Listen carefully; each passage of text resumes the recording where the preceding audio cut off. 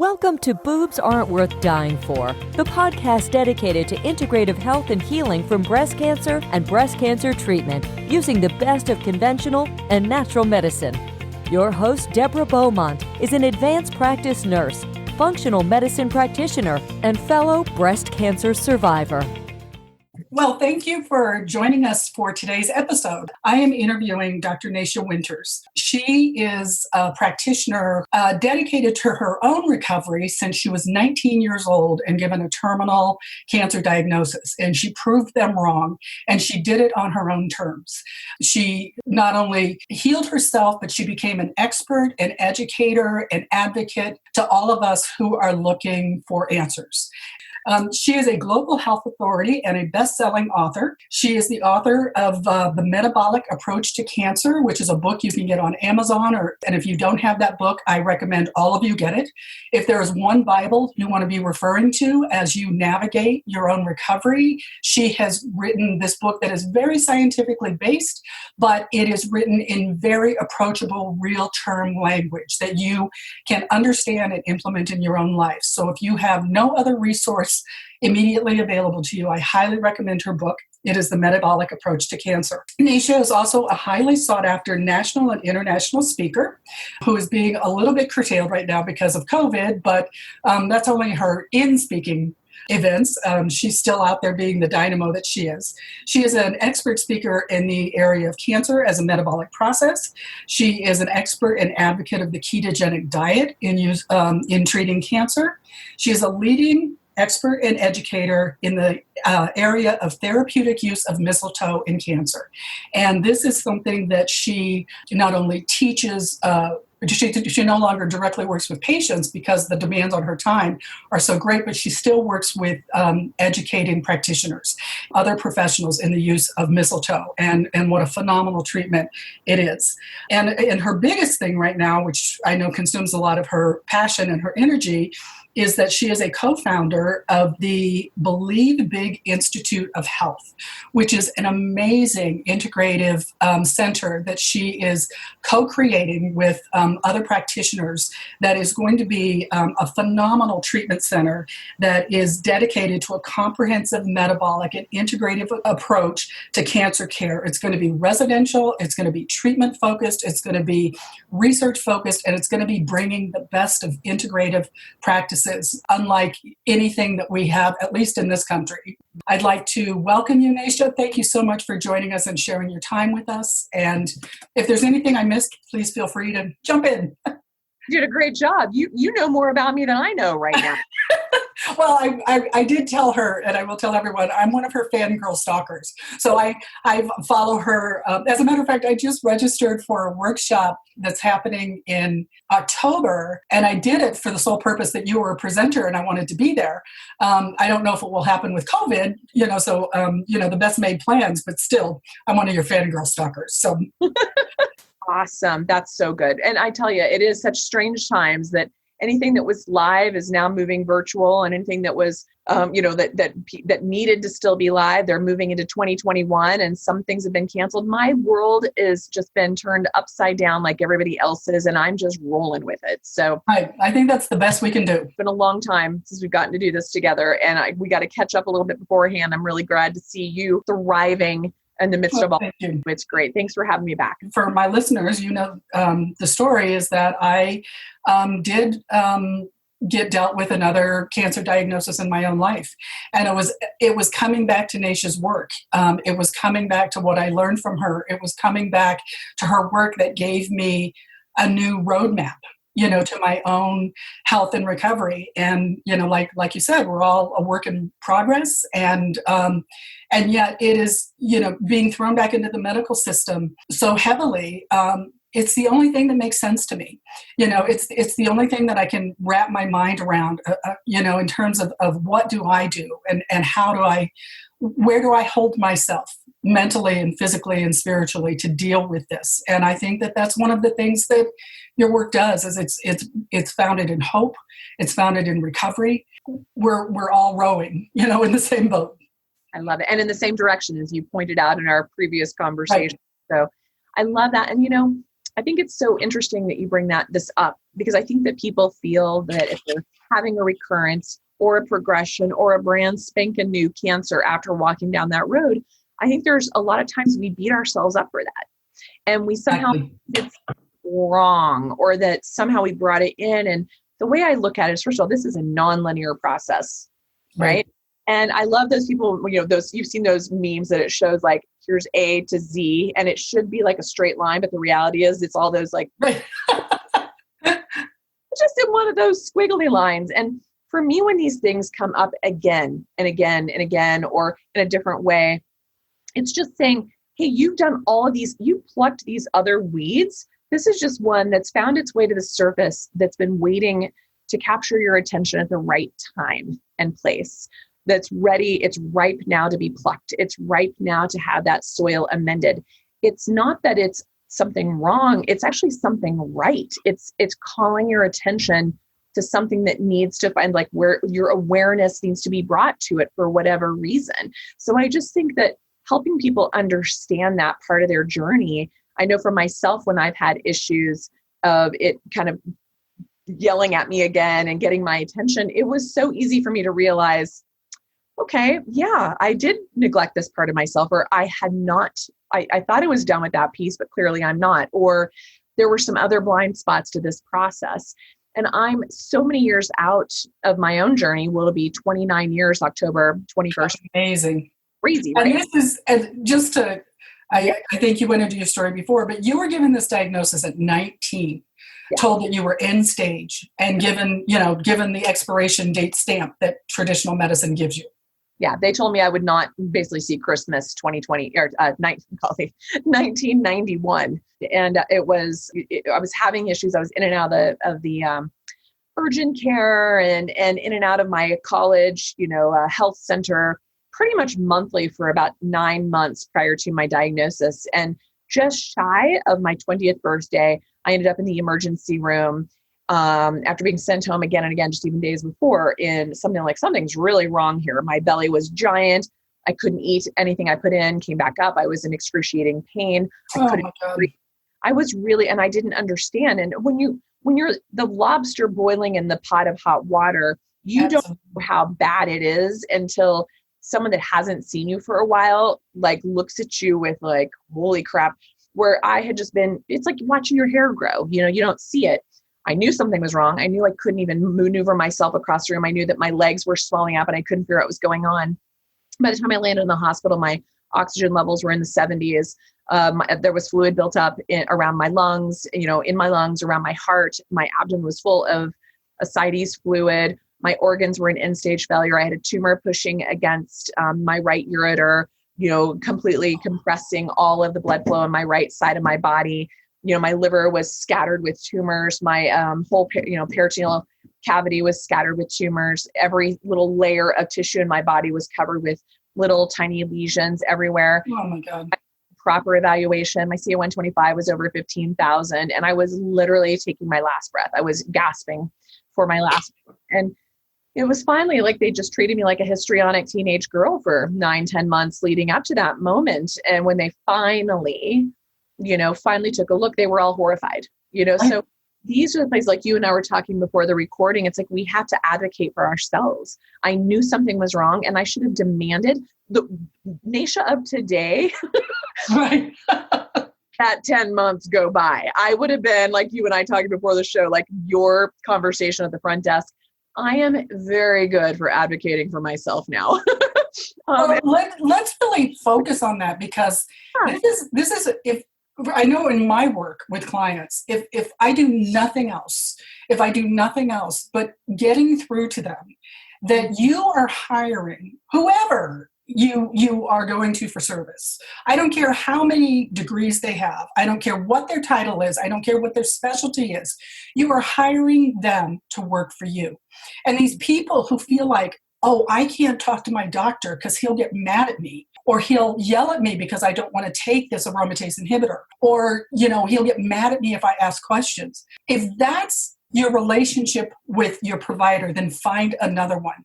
They need to be working in partnership with you. And if they are intimidated or pissed off or whatever their agenda is with you being an advocate in your own health, they are not the person to be working on your team. Exactly. Period. It's huge. And, you are the CEO of your own body. So you can fire and hire, board members at any time. Right. And do you have that feeling that someone is going to be upset with your choice or not support your choice?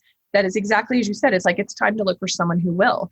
Now, there are definitely times and moments where we're not clear thinking, we're making rash decisions out of fear. And there are people out there who can say, let me give you a different perspective for you to understand. I know you don't want to do this, but let me give you a little bit more information to help. That's a different type of conversation than someone saying it's this way or the highway. And if someone is concerned their doctor is going to fire them, that's actually exactly the doctor you don't want to work with. You getting to that position of having a diagnosis that can be life-threatening was about you compromising yourself for so many years. I mean, it was years and years of not listening to your instincts, of self-advocating for yourself, of speaking your truth.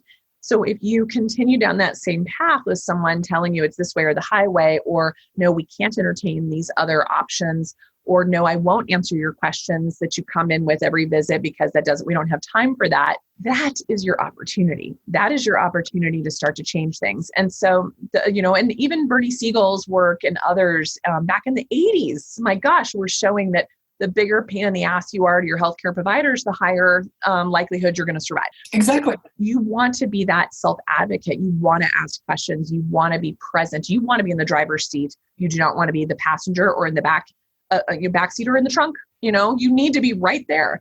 And really your healthcare team is about being more like your GPS to say, do we need an alternate route? There's a hazard in the road ahead. Shall we avert that in another way?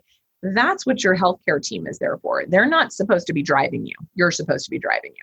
Well, so many of the things that I know you and I both, I am just a mere acolyte to you and your wisdom and knowledge. But so many of the things that we work with our clients, whether it's specialized testing, like a Dutch test to understand your hormones, or, a nutrition genome, these are tests that traditional oncologists they're just not trained in them. It doesn't make them invalid. It's just not part of their training. They're too busy. They just haven't put it in their toolbox. And that's when you go and find somebody where you have a team. You don't necessarily have to, my oncologist doesn't know what a Dutch test is, but I have an integrative oncologist on my team. I have you. I have your book. I have an acupuncturist. It's not that it's not like, oh, well, you don't know this, but you've got to be able to say not only no to treatments, but no, I've had to press the doctor to get lab tests. I mean, every time I have very poor veins, and so they get one chance to get blood from me. My oncologist has his test that he orders, and then I get my test that I add on. So now I walk in and they're like, okay, what are your add-on tests, Deb? But I get those orders written by other practitioners, and I go in and it's like, okay, what he has ordered is here, and now you need to draw out 6 more tubes because I've got all these other tests to do. It doesn't have to be an either or, but you have to be working in conjunction and partnership. Totally. And that's, I think, the reality. It's like so much about cancer itself from the kind of the more vitalistic traditional medicine background. So from Ayurveda, Chinese medicine, homeopathy, naturopathy, anthroposophical medicine, the idea of cancer itself is very different than how we look at it today. It's like a genetic disease that needs a single target with a single treatment. And then therefore you go through that process. And if that fails, then you look at the next target and the next treatment. And if that fails, that's how we do it today. And then we also today take this maximum tolerated dose that we're going to hit it as hard as we can, as much as we can, that takes you to the brink of death. And then we hope that when it's done, that there's a few bits of you still left and the cancer is quiet. And then we move on. Now, the vitalistic medical backgrounds have a very different understanding of this. They understand it as an accumulation of issues in the body, issues in the tissues that build up over time. And by the time it's big enough and loud enough to capture our attention, 5-10 years may have gone by from the moment that it sprouted into being something a little more of a rogue cell to the moment that it's big enough to be seen on a screen, on an imaging or in a blood test or in a symptom picture. And so we recognize it as a process, not as an event. And we also then say, well, what is it asking for? What is it trying to tell us? What is the message of this?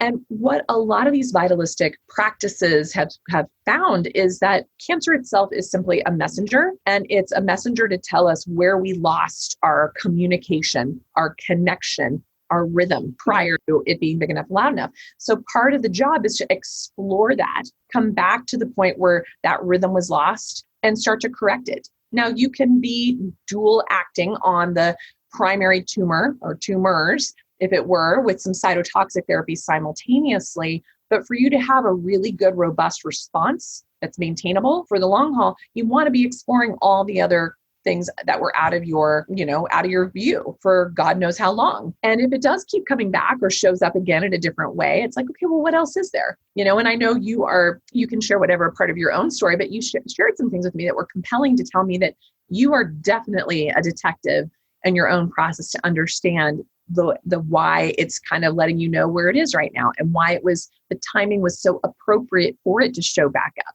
Right. You were in a good, safe place for it to show back up. It's almost like your body was incredibly wise and said, we've got some unfinished business until you're in a better place for this. And then we're going to let you know. And then you're going to be the advocate for yourself so you can do things differently. And here you are. What a different outcome. If you were still the same Deborah before from the very first time 23 years ago, you wouldn't have survived this time around. That's what's so extraordinary is you are different this time. And I want people to just remember that it's not linear and that it will be done when it's done and that it's a process, not an event, and that you are far more powerful than anybody has led you to believe. And that the curiosity and the willingness to keep exploring is what it's all about. That's what keeps us going. Well, I've heard so many women say, well, I did nutrition and I followed this and I still had a recurrence or whatever. But it doesn't mean you got no benefit from the things that you've done. Like you said, you're just at a different point along the path. In my case, I certainly dealt with that as a patient and a practitioner, like, oh my God, I've been doing this and I teach it and I work with clients and I still got another diagnosis of cancer. But like we were talking about before, I didn't know functional medicine when I was diagnosed with my breast cancer. And I was just at the mercy of traditional medicine. And it was a really bad path. And it was by learning functional medicine that I was like, oh, this is what was happening. Oh, this is what I need to understand.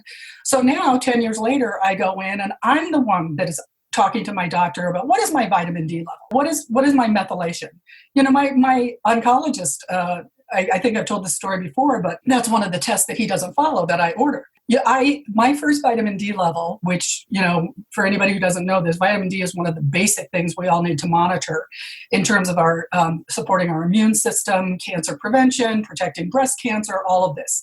When I started, my level was 17, and it was my traditional oncologist who said, you need to get it to 60. Finally, for the first time in 9 years, and I take some pretty hefty supplementation, I walked in, my level finally was 79. I was ready to do a happy dance. And I'm like, oh my God, I've been working on this for 10 years.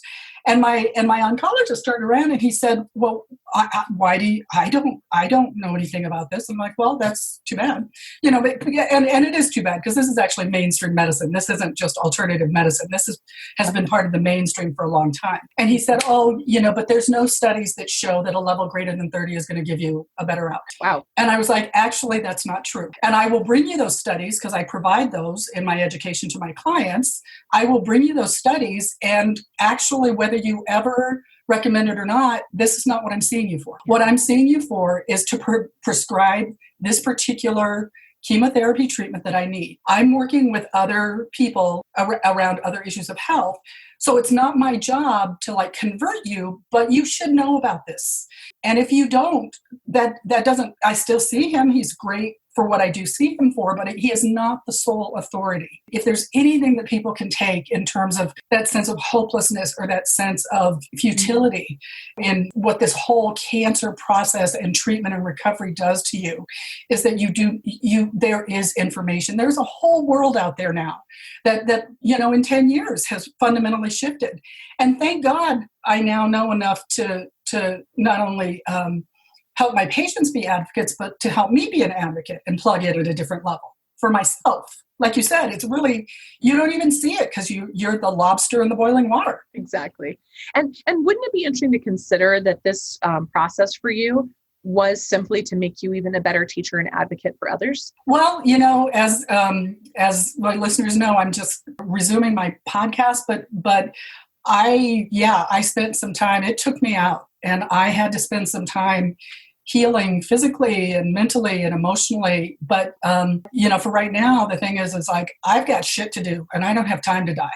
There's too many women that need to hear this, whether it's a podcast or I'm working with them or whatever. But it's like I've got living to do. I'm too busy, to sit around and just wait to die.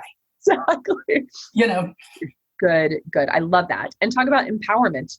And I really wanted to do some really targeted information. And you and I have had this conversation before, but I really want to get to some nitty gritty, just baseline things that we all need to know.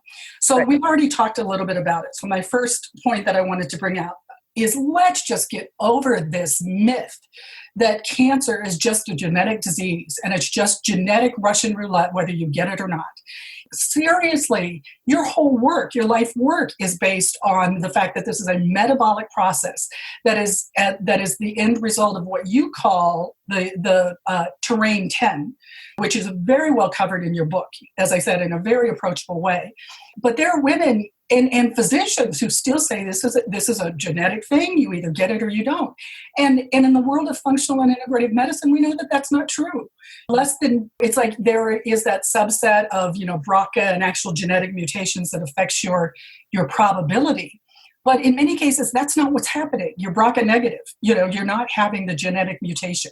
So it is the foundation of your work is that it's not a genetic disease, that it's one that's affected by our environment, our lifestyles, our exposures. And I certainly believe that as well. Definitely. Well, and it's interesting you bring that up because for several years, or I think 2012 and I think again 2017, and I could be a little bit off on the dates, but a couple of researchers out of Harvard, Tomasetti and Vogelstein, are of the mindset and of the camp that still sees cancer as a genetic disease, as a Russian roulette game, that we have nothing we can do about it. It's simply bad luck, that we're just sitting ducks and we're basically effed. It's like you either get it or you don't. There's nothing you can do about it. Don't even try. There's no such thing as prevention. It's just going to happen or it's not. This is where we now know in the statistics, 1 in 2 men, 1 in 2.4 women, World Health Organization saying an additional 50% of the population expected to experience cancer in their lifetime, double cancer rates by 2030 worldwide. So when you hear that, knowing that we've always had cancer, but it's picking up momentum for some time, that right there should be your first clue that this is not just a genetic roulette game, right? Literally in the same institution. I'm not sure where they are as far as on the campus of Harvard, but on the same campus, in the same institution, there are researchers, Dr. Peterson, with an S-E-N at the end of his name, Pete Peterson. Their research are some of the groundbreaking research doing the nuclei cell transfers of basically taking the hard drive out of a healthy cancer cell and putting it into replacing the hard drive of a cancer cell. And if this was a genetic disease, that hard drive should make that cancer cell healthy. And vice versa, if you took the hard drive out of that cancer cell and replaced the hard drive in the healthy cell, you should, if this is a genetic disease, turn that healthy cell into a cancer cell. Doesn't happen. Right. Never happened. Repeat for decades and decades of these nuclear cell transfer studies showing that that's not the case. And you even alluded to, yes, there are, upwards of 5% of cancers do have a genetic component, but even those genetic components can still have lifestyle and dietary influences that silence those gene expressions or turn them on, right? So even if there is kind of a strong genetic piece, there's still a bit of power within us to change how they express. That's going on and on and on. And luckily, worldwide, we are having researchers globally starting to say, let's not put all of our eggs in the baskets of genes. Some doctors or some researchers are not quite ready to let go of the gene theory altogether, but they're definitely having the recognition that metabolic is likely the real theory and likely the main driver. And there are definitely many others who said, F the gene theory, this is all metabolic and metabolic only. But ultimately, our entire medical system and our entire care for the cancer patient is still in this outdated, antiquated genetic disease place. So even when we look at targeted therapies. Like we are doing some amazing things in assays today, right? And we're like, cool, look, I've got an AKT target, or I've got an EGFR, or a VEGF, or an ERPR target, and we can use certain drugs to go after those targets. You can definitely impact the tumor expression. You can definitely reduce it to some level and have some type of a response, but it by no means changes the soil. So you can use those drugs still as a great way to push back the burden, but you do not want to forget what's wrapped around that tumor and the tumor cell. That's where Western medicine fails over and over and over again, including the metabolic researchers. Right. Because just thinking, we're just going to target the glycolytic pathway or the glutamine pathway or the autophagy pathway or the fatty acid pathway, and it's all going to be good. We're just going to attack those metabolic pathways and we'll be fine. Same freaking dead end, right? And then for all this time, it's like, great, whatever it takes to push back the big driver on the target, use that, but do not lose sight of everything else wrapped around it. And that's where work of people like Dr. Mina Bissell, who's been at this, 35, 40 years, famous oncology researcher, who has always seen cancer as a disease of the terrain, of the extracellular matrix, of what those cells swim around in is what's causing the signaling to either grow, baby grow, or stop. And that's where we need to be focusing our attention. Now, guess what? There aren't really drugs to target that. So that's why this hasn't really caught on, because that means there's no money in it. Okay, that sounds harsh, but the type of things that change the signaling pathways at that extracellular matrix terrain level is all about diet, lifestyle, toxicant exposure, thought processes, hormone balance, microbiome, inflammatory processes, angiogenic processes, stress and circadian rhythm processes. You catch my drift. Those are the 10 terrains. Going in the bucket, right? And so that's what I have had an amazing experience with personally and professionally for nearly 3 decades now. And that I'm totally fine with targeting whatever target we have there, but I recognize it is this much, right. The process, and we have to keep going around it, because if we ignore even a single one of those 10 pathways, those 10 terrain triggers, we will have the likelihood of this coming back and letting us know as such, And one of the things that we were talking about and referencing, some of the other guests that I've had, understanding that pathway is understanding, I heard you, as I said, I stalked you. So I heard you on a talk recently, talking about not only our physical habits, our diet and our lifestyle, but our emotional habits, our stress habits. We have a particular way, particularly in this country, of relating to stress that isn't healthy for anybody, whether you have cancer or not. And part of it's habitual, part of it's like it means something if you're not stressed out and overcommitted. And one of the things that I want to make sure that I really just want to get on the table, because this is something that I struggle with even integrative and functional practitioners about, and that's the whole issue of hormones. We could have like days of talking about this. So when a woman is diagnosed with breast cancer, when they do that biopsy, one of the things they're looking at is whether or not you have a hormone positive or negative cancer, and it means different things for treatment. I have seen even naturopaths and holistic practitioners talk about the fact that you can still take exogenous bioidentical hormones.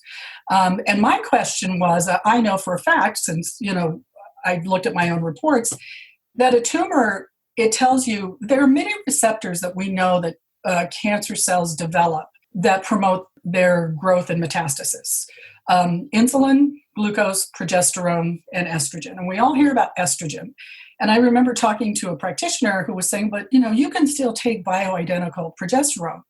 And I'm like, well, if we're stripping estrogen, theoretically, because these cells have more estrogen receptors, and we're testing it for progesterone receptors, so we know they've also got to be in a maladaptive way using progesterone.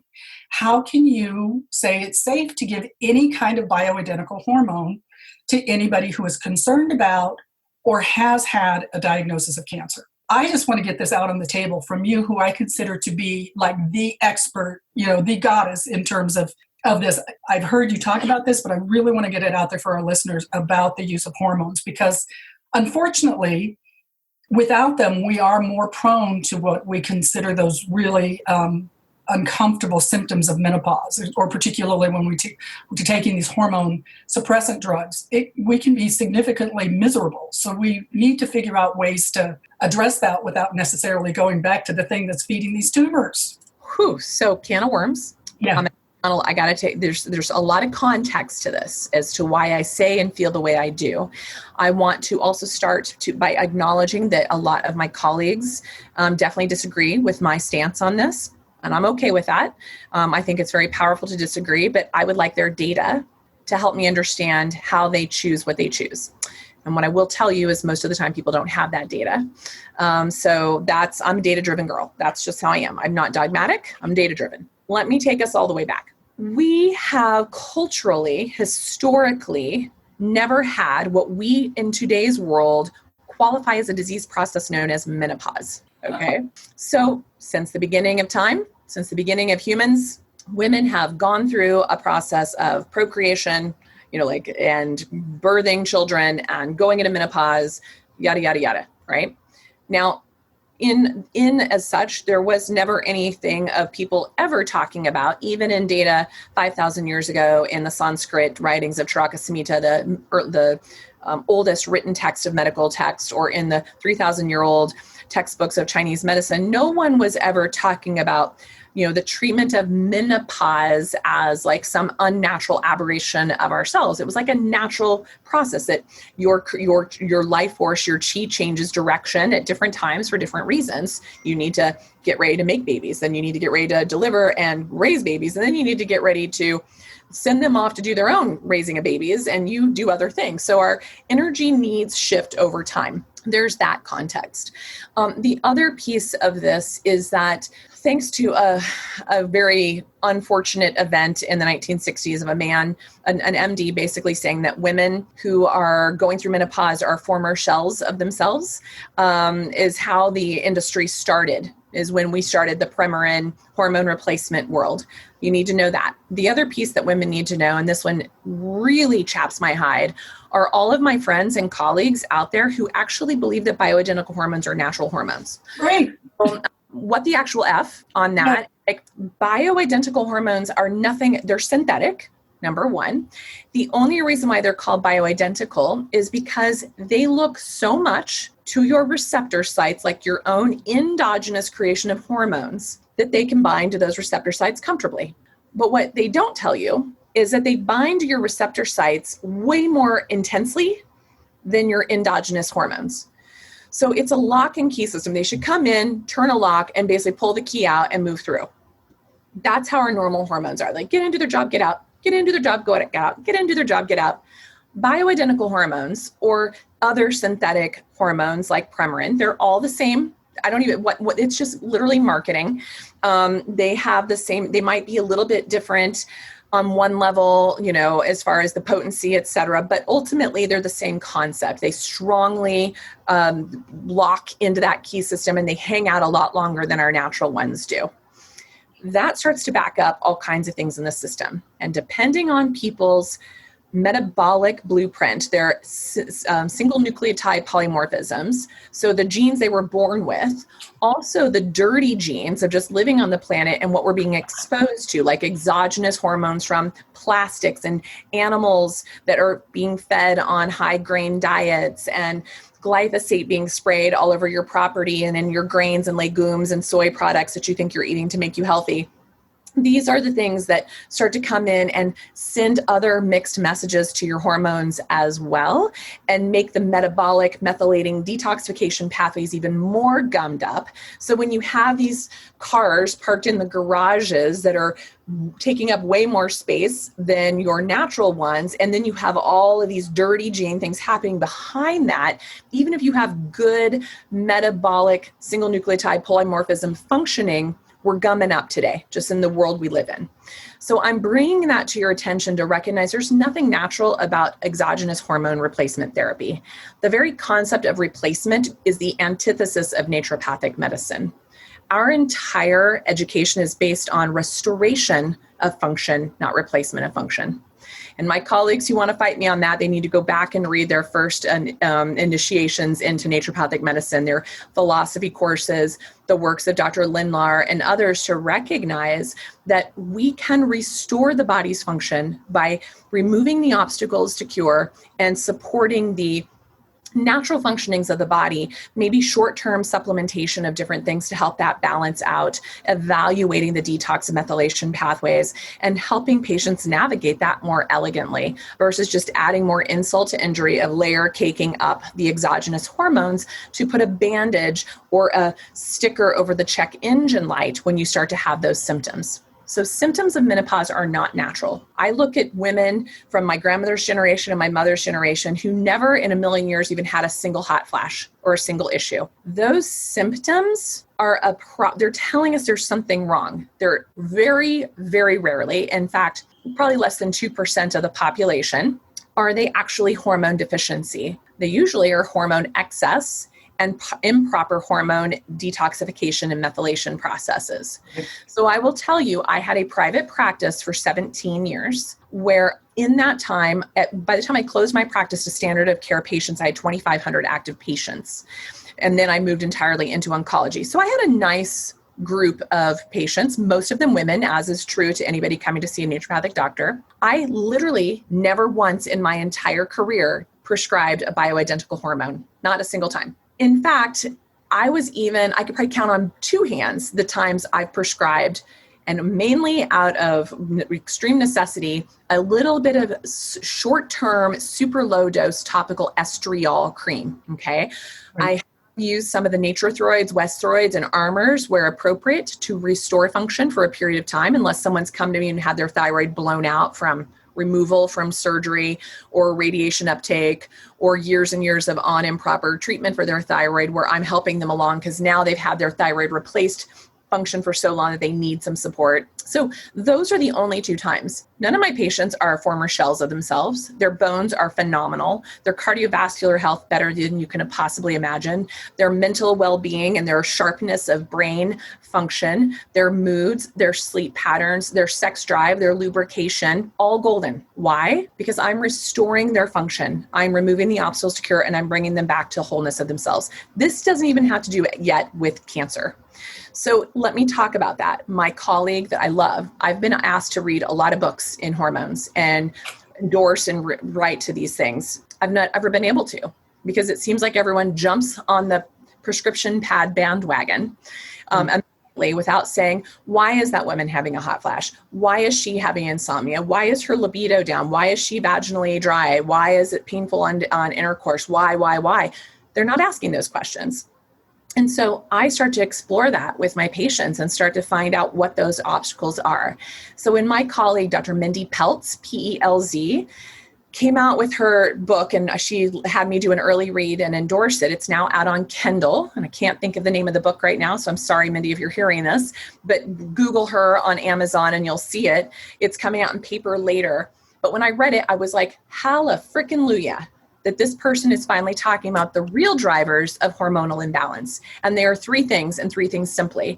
And these three things also mimic what has changed since World War II, which is also what's changed since women started having these alleged menopausal issues, and that they needed to suddenly be addressed, despite the fact that at that time, cultures around the world didn't even have languaging to describe what we were starting to call a disease process and start to treat in this culture. So a Western culture definitely is more prone to this, and the wrong questions are being asked of these patients. It's not a hormone deficiency. It's a hormone imbalance and a detoxification methylation problem. So the three things: insulin, you talked about this yourself. Right. The fact that we have now ingest from about 1855 pounds of sugar per person per year to today, an average of 175 pounds of sugar per person per year should probably be a clue. Let's just highlight that. 175 pounds of sugar per year. Per person. Yeah. I mean, and so when these doctors are saying your diet doesn't matter. Thank you. Seriously. You go in to get chemotherapy and they've got bowls of candy sitting there. Yeah. It's mind-boggling.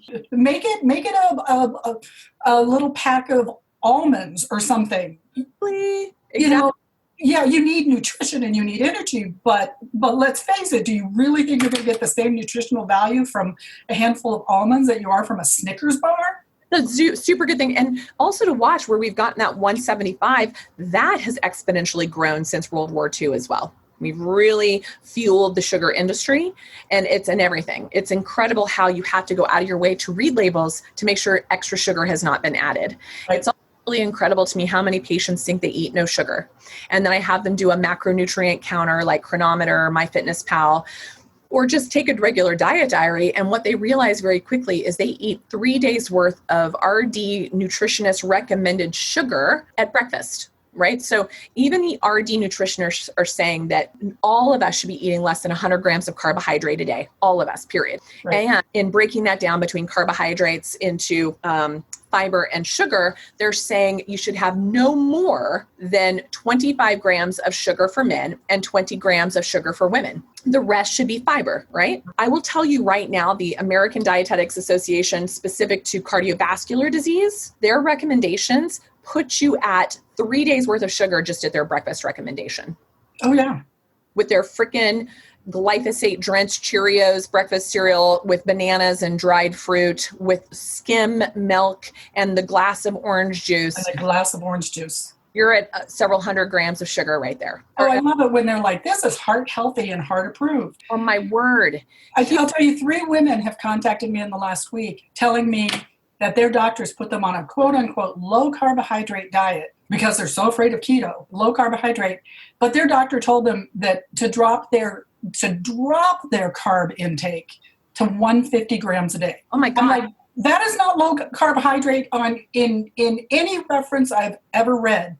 But think about how much they're eating. If 150 exactly.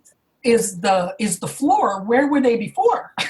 We call low carb today was normal carb 150 years ago. Right. And what is considered actually low carb is less than 50 grams of carbohydrate a day. Right. Period. That's across the board. That's nutritional education. And then if you're going keto, it needs to be less than 20 grams of sugar, of carbohydrate a day. Right. And we're talking, and there's some that will go net and some that will go total. So per standard of care, when you're dealing with someone not with cancer, total is fine. But when you're looking at, net is fine. But when you're looking at someone with a more chronic illness that really has metabolic dysfunction, you need to go to net and start to really total to get that down lower. Sorry, I confused you there. So is the combination of the fiber as well as the sugar. In a therapeutic realm, you want to be looking at total carbohydrate, less than 50 grams or less than 20 grams, depending on your strategy and your goal.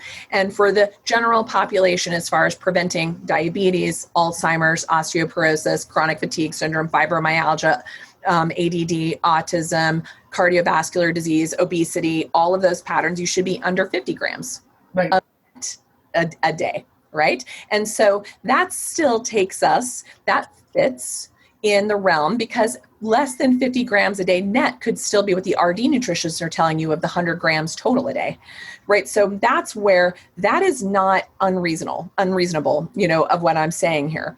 So that's number one. We are all, everyone talks about that 50% of the population in the US is now diabetic or pre-diabetic. Can we just forget the word pre-diabetic? If you have in your vocabulary, you're already diabetic. It's not like someone goes, oh, you're pre-diabetic and your blood count suddenly goes, oh, did you hear that? Well, no, I'm not. And then it suddenly is not the next day. No, you have to do something about it, or within a couple of weeks, months, or years, you're absolutely full bore diabetic. And then you're aging much quicker and glycosylating end products much faster. So insulin is a driver. What happens when we have insulin is insulin triggers off cortisol, triggers off estrogen, triggers off androgens, triggers off testosterone in women and estrogen in men. These are what it does. That's what it does. And it also triggers off insulin growth factor, mTOR, PIK3CA, PTEN, all of these other major targets that we're spending billions of dollars to find a single treatment for, that a single dietary intervention would treat head on without the side effects, and it's free, right? So just saying, that's number one. Number two, the other piece is oxytocin. When women are not feeling supported in any way, at home, in their workplace, among their friends, among their partners, wherever, oxytocin levels just crash and burn. Also, elevated insulin lowers oxytocin. And to bring in the third one to this mix is cortisol. Cortisol is also the killer of oxytocin. Oxytocin is what women need to have sexual lubrication, nipple stimulation, and orgasm. Those are the things we need. So we keep pumping women up with testosterone and progesterone and estrogen, having them believe that that is the fountain of youth and that that's what's going to get them off, if that makes sense. And yet what we do when we add in progesterone, estrogen, testosterone into a system that's clogged up, we drive up insulin, we drive up cortisol, we dampen oxytocin. Right. Then cortisol also spikes estrogen, spikes insulin, and dampens oxytocin. So really what I've been able to do in my practice, when I read Mindy's book, I'm like, this is how I've been approaching my patients for years. A woman will not want to have sex with her husband if she does not feel close to him. I don't care how much estrogen you have on board, it ain't going to happen. If there's no intimacy, if there's no connection, it is not going to happen.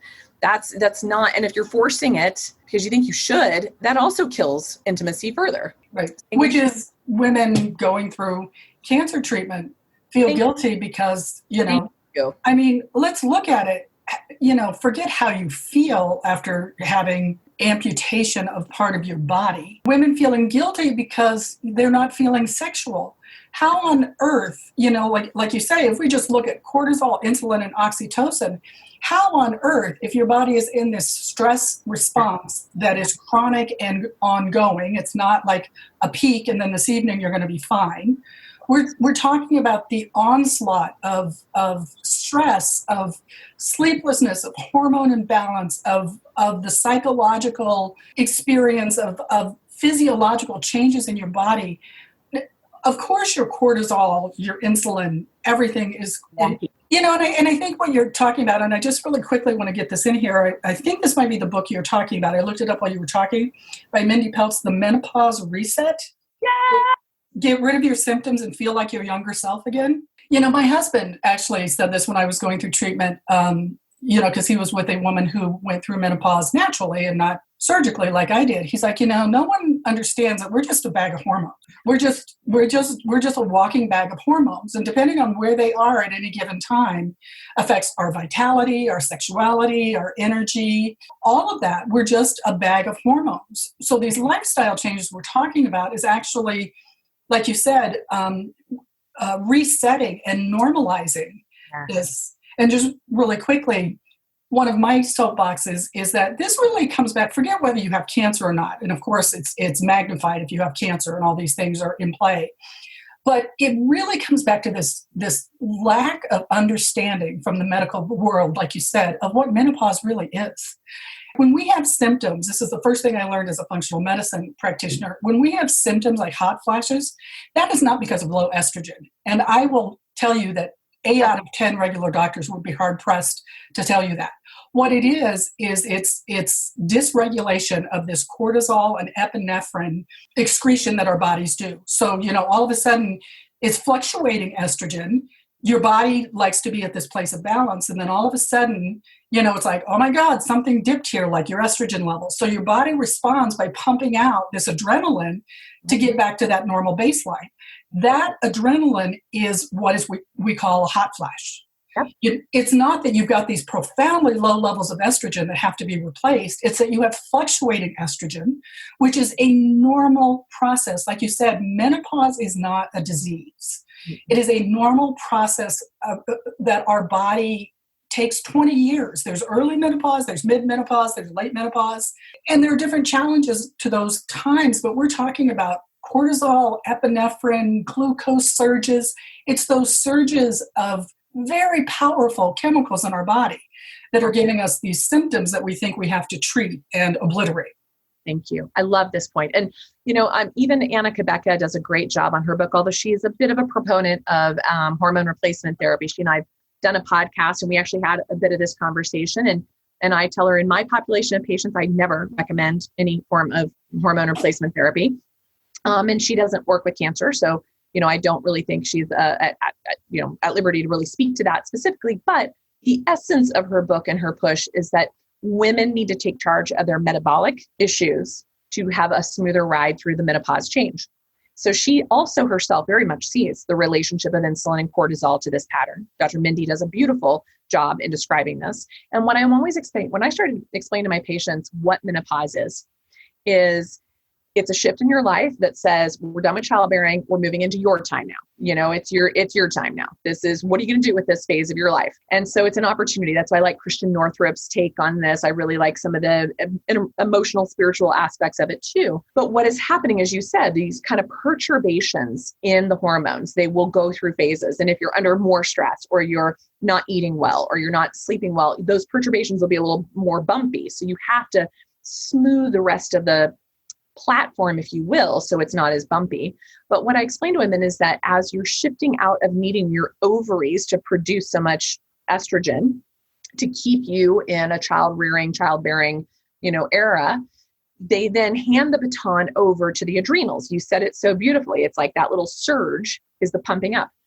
How many women on the planet today, at least in Western or developed countries, have normal functioning adrenals by the time they hit menopause? None. So that's why I tell you, like, what is happening? It's like we're handing over the baton and it falls on the freaking floor because there's nothing to catch it. Right. So the way I have always gotten my gals through menopause was to deal with their adrenal dysfunction. And if I'm dealing with that and I'm getting them support, their oxytocin's going up. And if I'm getting their diet dialed in, their glucose and insulin are coming down, and guess what? Smooth sailing. So that is the important thing to know of the general population. Now let's move into cancer, unless you had something to add or say there. Whatever was what you have to say is more important. So anyway. Purely, but so here's where it comes down to when someone takes. I know one thing. Please. And this, I think, will tie into even in our crowd. As anybody who listens to my podcast knows, I am a big advocate of Dutch testing. I think every human being on the planet should have a Dutch test. So I was just thinking, it's one thing, and we all need to have this understanding, but turning into very practical, like, what do I do next? What is the next step? And I've heard you talk about this before, is that especially in our group, cancer patients, we'll go in, like I was told, I went into, personally, I was put into surgical menopause because I had a hysterectomy when I was 39. And I went in, and so, and I actually physiologically didn't go through menopause until my early 50s. Yeah. Even though, so I went into my doctor and I said, how do I know if I'm in menopause? And she's like, well, when you stop having periods. I'm like, seriously, you people took my uterus out. What are you talking about? And then she's like, oh, well, there's really no way we could tell. We could do a serum test, but they're not that accurate. Well, let's just get this really clear. No, serum testing of your hormones is not that accurate. And it is not the way you measure hormones. And that's all Western medicine has for you. So once again, very practical. The next step is get a Dutch test. It tells you not only your hormones and estrogen and how you're metabolizing estrogen, but it gives you the most comprehensive, beautiful pictures of this cortisol system in our body. Exactly. Your adrenals, your pituitary gland, your hypothalamus, your sex hormones, your melatonin patterns, your circadian rhythm patterns. It shows you all of that. So you get to see, are you in rhythm, as we talked about earlier, or are you out of rhythm? Right. And I it a little bit differently in my patients, because a Dutch test honestly is made to help people take hormones. That's what the company is all about. It's about selling people hormones. So that's what they're based on. It's what all the hormone testing companies are about out there. But I take a very different approach because I don't use that. So I look at patterns and relationships of hormones and the metabolites. That's how I look at it. That being said, I want to go back to your point about serum testing. You should not have hormones floating around in your serum. If you do, that's pathologic. So all of the standard of care doctors and even integrative doctors and functional medicine doctors putting people on hormones because they're like, well, your levels are very low in your serum, as they should be, right? So it's really scary and malpractice to me, because if I see someone with elevated levels in their serum, that's a concern. That is actually very scary. Because they should be at those receptor sites you were talking about. And the receptors are out of the building altogether. Like, it should be get in, get out, get in, get out. So if you're seeing that, you're definitely clogged. The garages are full, right? So that's a problem. The salivary and the urinary hormone testing give you much more information. There's different ways to go about it, and there's pros and cons of even those two. And I tend to also reach for the Dutch. I'll look at the other stuff too. So now we've gotten this understanding of where we are with general women, general hormones, general places of this is a natural evolution. This is where we should be. Lots and lots of studies for many, many, many years showing that the longer you're exposed to hormones, the higher your risk of cancer across the board. So women who start their periods much younger and menstruate much later into their 50s, they're definitely higher risk for cancers. We've known that forever. So that's what always blows my mind when I hear people say, and I've heard a lot in the last year or so, going to conferences where I have doctors who don't treat cancer patients standing up in front of entire rooms of doctors there to learn about cancer, that hormone replacement therapy is totally safe and that it's all a myth that we're telling people that it's not. So my whole thing is, don't bullshit me or my patients. I want to test, assess, address, and not guess, because I've yet to see it be safe for any cancer patients. And I'm talking tens of thousands of labs I've reviewed directly or indirectly through other doctors that show me that exogenous hormones are not a good idea in any form or fashion before a cancer diagnosis, during, or after. So I will leave it. Including what you said, these bioidentical hormones. That's the catchphrase. They're still external hormones. Exactly. Just like steroids that you're taking with your chemotherapy is an external hormone, and it adds insult to injury. And frankly, it's malpractice in my mind for doctors to be giving patients steroids with their cancer treatment. We'll talk about that on another podcast. And luckily, yes, I'll have you back. many oncologists have backed me on this over the years and really have gotten away from it. It's a CYA at best. And the potential of someone having an allergic reaction, it's going to happen whether they do the pre-drug of steroid or not. And people like Dr. Longo's work has shown that the fasting prior to chemo is your natural steroid to avoid that without causing problems. So that being said, let's take a look, because I've got to hop onto another podcast in a few minutes, but this is so important. You're a patient, you have your breast biopsied, they send it off and it says whatever the hormonal status of that receptor site on that particular cancer cell is. You have to remember what's happening at the tumor and what's happening at the environment around the tumor and what's happening in circulation around the body are all very different engines happening simultaneously in essence.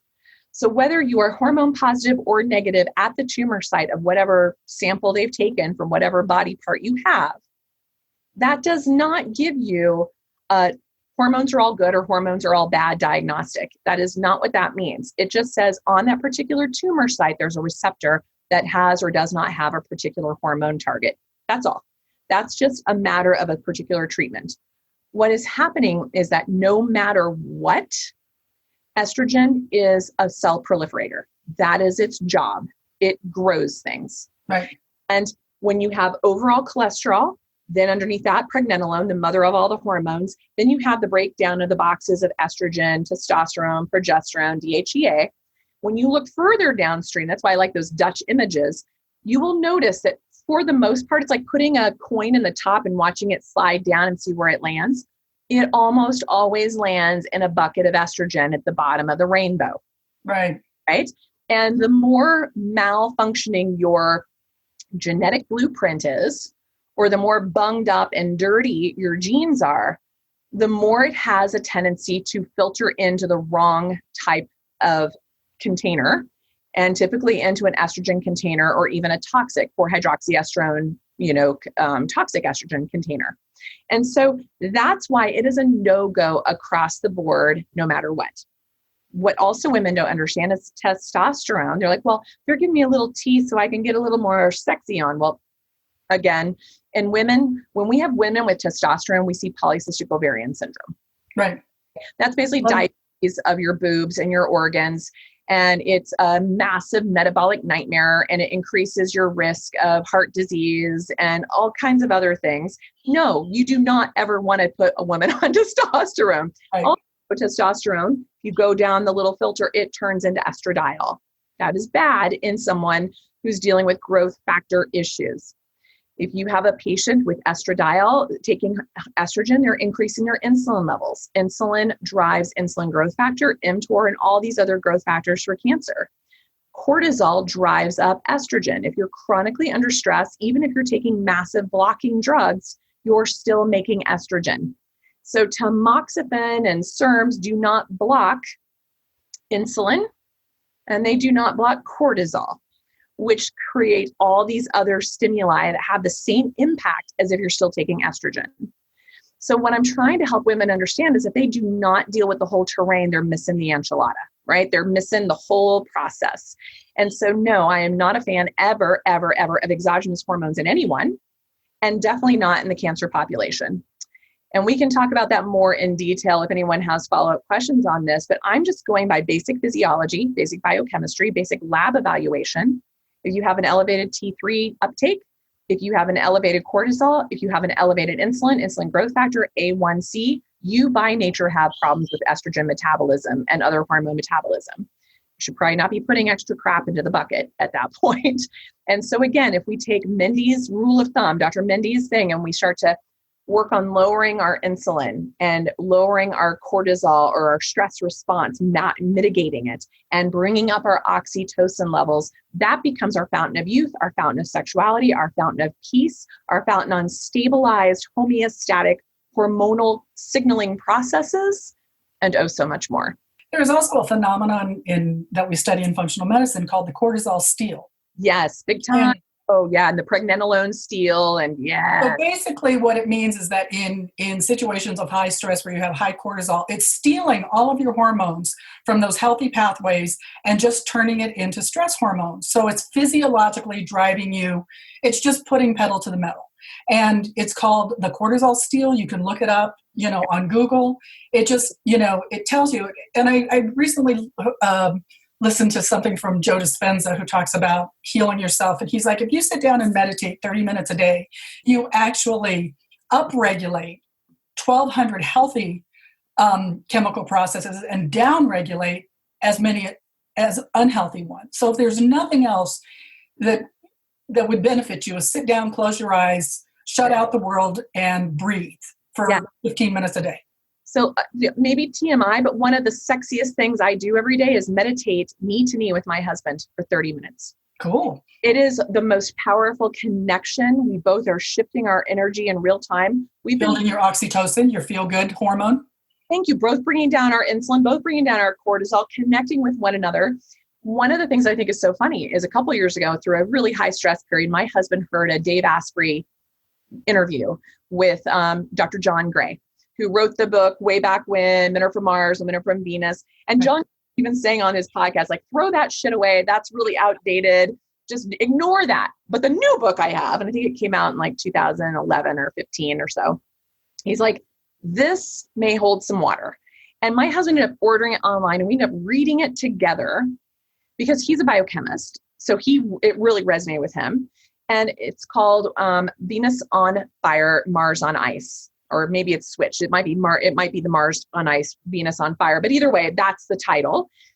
And it goes into the biochemistry. Women do not actually derive their sexual prowess and their ability to heal and be present without oxytocin. And when estrogen is high, testosterone is high, cortisol is high, insulin is high, oxytocin is low. And oxytocin is something that you build from connection, breastfeeding, tantra, breathing with somebody. Exactly. Meditation. It's that connection, be in community, that really lovely, like floaty space that you get to when you feel connected to, listened to, seen, witnessed, heard. Biggest aphrodisiac right there for women is to be seen, heard, held, supported. Because in our world today, we have to do that for ourselves. Right. We had to really jump in. Can women do it all? Absolutely. Should we? Probably not. Probably not. So finding ways to support that. Now in men today, they're all testosterone low, not because they're missing T and they need to supplement with testosterone, because that actually makes it all worse. In fact, I love hearing some of the biohacker male doctors out there saying, do not, whatever you do, take testosterone. You will make everything worse. You'll just make them aggro. You'll make them rageful. What they need is to get the freaking insulin and estrogen out of their diets and lifestyles. Right. So stop eating farmed animals. Stop, hanging with plastic. Stop being your own, insulin junkie and cortisol junkie. So men's T goes up when they're relaxed. Women's oxytocin goes up. And I love John Gray's books. It's all about the balance of the masculine and the feminine of our biochemical pathways. So that's a fun book for you and your audience to listen to with regards to hormone health. Mindy's book, as I alluded to, and the other book that's very powerful for women and men is Mantak Chia's work. And Mantak Chia is a Chinese practitioner, philosopher who's learned about cultivating. He's got books, one on cultivating female sexuality, another's cultivating male sexuality, cultivating couple sexuality. And it's all about breath and movement, which of course physiologically is going to change those hormones that we talked about. So I just really elegant. I very rarely mention this, but when I moved to San Francisco, which is kind of a wild experimental place in my 30s, it was great. I was exposed to so many things, but one of the things I got into was a school that did like tantric sexuality workshops and tantric breathing. Yeah. And to tell you the truth, this is what I had never had an orgasm in my life. And the first orgasm that I ever had was from a tantric breathing exercise. It was a rhythmic breathing exercise. And when I was going through the experience of it, I'm like, holy cow. This is what everyone's talking about, because I could not figure out like why that had not been a very fulfilling area of my life. But my first orgasm, I remember it so clearly, was from breathing and oxygen. It was in a room full of women. We were all like doing this very rhythmic, had this powerful music, and just really got lost into that rhythm and that flow. And it was tantric breathing. Wow. First of all, thank you for sharing that, because it is so powerful for people to recognize that things like that, our sexuality is so much bigger than just our sexual organs. Yes. And our hormonal switches. It's so much bigger than that. So that's why the work of Mantak Chia, the Tantra world, the stuff about John Gray and the actual hormonal thing and what Mindy's talking about, those I think are where the conversation needs to go for the health and well-being of our collective, but also in helping our patients. Because if we're also dealing with oxytocin, insulin downregulating, cortisol downregulating, we are also hitting many, many targets in the cancering process as well, simultaneously. So it has a win-win-win across our collective souls and beings. And I just love these conversations. So I'm glad we got to dive in deep. I'd love if there's any follow-up questions from your listeners, shoot them my way, and I can maybe either do one of these or answer them via email or something along those lines. I know that you have to go because you're sharing your gift with another podcast. But I will say, one of the things that I'm going to open up this group to is I'm going to be doing a podcast, and then I'm going to have like another separate time, like a Facebook group where it's just a Q&A. So anybody who's listening to the podcast can drop in and ask questions. And I certainly, whenever Nasha is available, I'm going to have her drop in as our little surprise, but just to, I want to stimulate this podcast to be more interactive. I mean, we've all spent an hour, doing this interview, and those of you listening at home, but I want you to have ways to ask questions and to personalize this and to really like, well, how about that? So I want to open up kind of like those office hours, like for an hour a week, where people can just drop in and say, hey, I listened to this podcast. What about this? Or what did you mean about your vitamin D level? Or So I'm going to Tosin sessions, because when we all get together and collaborate, community, oxytocin, community. Yeah. So I will, that's still in the formation stage, and I will let you know, Nasha, and I will certainly let, listeners know. But just in this last minute before you have to run off I just want to thank you so much for sharing your gift with us in the world, in podcast, in this wonderful Believe Big Institute. And I encourage all of you, at another time, I'll just have Nasha on to talk about that, but, check it out. There's a whole, website that you can go to and look at and see what the vision is, what it's trying to bring together. And we're all a piece of that, but you are, as always, a goddess and a leader in this area. And I cannot thank you enough for joining us again today. I just adore you. Can you tell? I'm so grateful. This was a really fun conversation. I'm glad we had some time to catch up personally beforehand as well. And I thank you. I thank your listeners. I love the idea of a communal Q&A kind of environment. Let's keep this movement happening. Let's keep us moving forward together in these crazy times. And I wish you and all of your listeners the absolute best. Thank you so much. And we'll talk again. Definitely. So everyone, thank you for joining us today. Check out notes and re-listen to the podcast wherever you can get your podcast, but check out www.boobsaren'tworthdyingfor.com. There will be show notes. You can also reach me, send me emails. I will be in contact with Nasha. If she can't answer them, I'll get her answers and share them with you, and you can send those questions to radicalhealthrn@gmail.com. Thank you so much. And until next time, let's keep doing this together. Thanks for joining us today. If you have comments or questions about today's episode or how functional medicine can help you in your own recovery from breast cancer, you can contact Deborah at radicalhealthrn@gmail.com. You can leave positive feedback and subscribe for future episodes on iTunes or wherever you get your podcasts. Check out Deborah's website at www.boobsaren'tworthdyingfor.com for show notes, educational info, and other important links. Until next time.